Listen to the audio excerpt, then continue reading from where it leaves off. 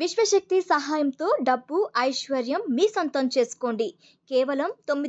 999కి law of attraction workshop. తేదీ October 25. నమస్తే, నేను మీ మాధురి. ఈరోజు స్టూడియోలో మనతో పాటు ఉన్నారు శారద గారు.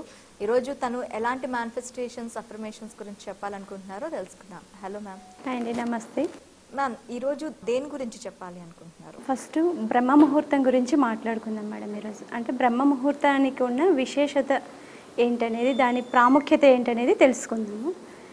యాక్చువల్గా బ్రహ్మ ముహూర్తం అనేది మనకు 3:30 నుంచి స్టార్ట్ అవుతుంది అని అంటుంటారు కదా మేడం.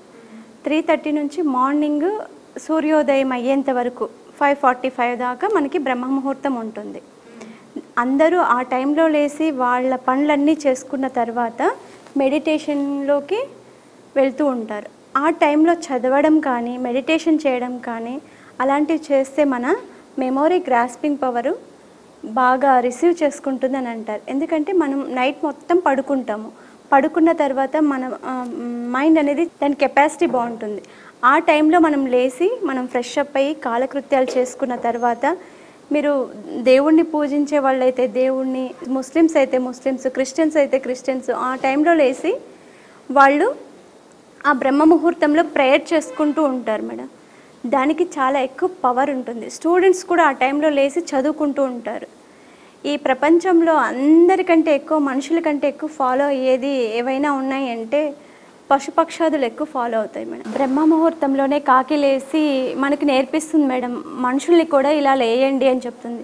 అదేవిధంగా కోళ్ళు కూడా తెల్లవారుజామునే లేపి మనల్ని లేపుతూ ఉంటారు. అలాంటిది మనుషులు కూడా మనం అర్లీ మార్నింగే లేసి గుళ్ళకు వెళ్ళే వాళ్ళు గుళ్ళకు వెళ్తుంటారు, పూజలు చేసుకునే వాళ్ళు పూజలు చేసుకుంటుంటారు, మెడిటేషన్ చేసేవాళ్ళు మెడిటేషన్ చేస్తుంటారు. అక్కడ పవర్ చాలా ఎక్కువ ఉంటుంది మేడం.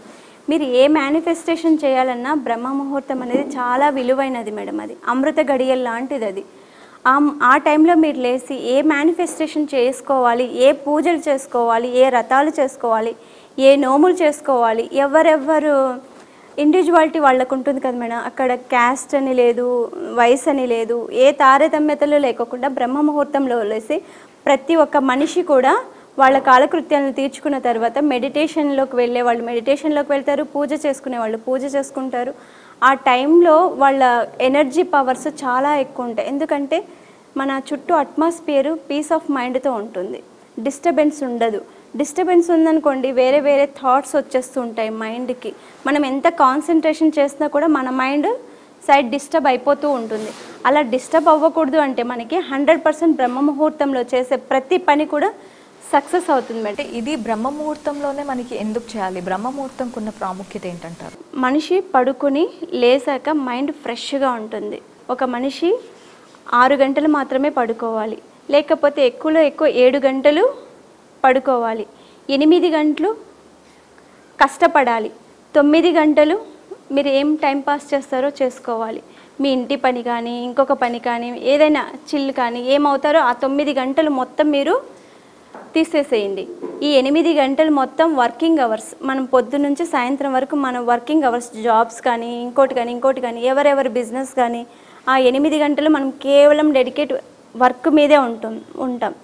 ఈ 7 గంటలు లేకపోతే 6 గంటలు స్లీప్ అనేది మనం తీసుకుంటాం కదా, అది మంచి మెడిసిన్ లాగా యూజ్ అవుతుంది మేడం. అప్పుడు మనం లేచినప్పుడు బ్రహ్మ ముహూర్తంలో అని అనుకుంటాం కదా 3:30 దాకా, అప్పుడు మైండ్ అంతా కూల్గా కామ్గా ఉంటుంది. మనకి ప్రకృతి కూడా సహకరిస్తుంది మేడం. మనం ఏది చేయాలన్నా, విజువలైజేషన్ చేయాలనుకున్న పీస్ ఆఫ్ మైండ్ అనేది మనకి ఆ టైంలో బాగా దొరుకుతుంది. ఆ బ్రహ్మ ముహూర్తం, బ్రహ్మదేవుడు కూడా ఆ టైంలో లేసే ఆయన రాతలు రాస్తూ కూర్చుంటాడంట మేడం.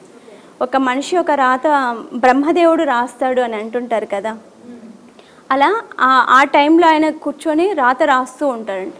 ఒక్కొక్కసారి ఎప్పుడైనా డిస్టర్బెన్స్ అయిపోయింది అనుకోండి, ఒకరికి రాసే రాత ఇంకొకరికి కూడా రాసేస్తూ ఉంటాడంట ఆయన.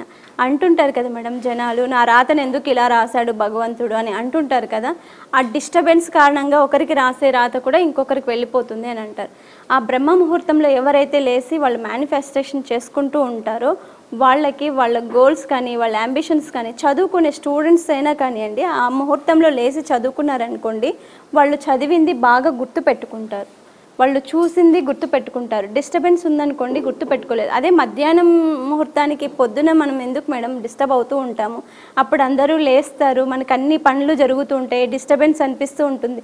బ్రహ్మ ముహూర్తంలో అయితే పీస్ ఆఫ్ మైండ్ ఉంటుంది. కాబట్టి ఆ ముహూర్తానికి విశేషంగా ఆ ముహూర్తంలో లేసి మంచి పనులు ఏవి చేయాలన్నా ఆ టైంలో చేయండి అని చెప్తారు మేడం. శారద గారు వెబినార్ కండక్ట్ చేస్తున్నారని తెలిసింది. ఈ వెబినార్ ప్రాముఖ్యత ఏంటంటారు? ఈ వెబినార్ చాలామంది కాల్స్ చేస్తున్నారు మేడం. మేనిఫెస్టేషన్ టెక్నిక్స్ నేర్పండి అని చెప్పి చాలామంది మనకి అడుగుతున్నారు. దాంతో ఒక వర్క్షాప్ కండక్ట్ చేస్తున్నాం మేడం. అక్టోబర్ 25కి వెబినార్ స్టార్ట్ అవుతుంది మేడం. 24th లోపల మీరు రిజిస్ట్రేషన్ చేసుకోండి. గూగుల్ ఫామ్ ఫిల్ చేసి మా ఫీజు 999గా కేటాయించాం మేడం. మీకు ఏమైనా డీటెయిల్స్ కావాలంటే కింద స్క్రోల్ అవుతున్న నెంబర్కి కాంటాక్ట్ అవ్వండి మేడం. Thank you ma'am.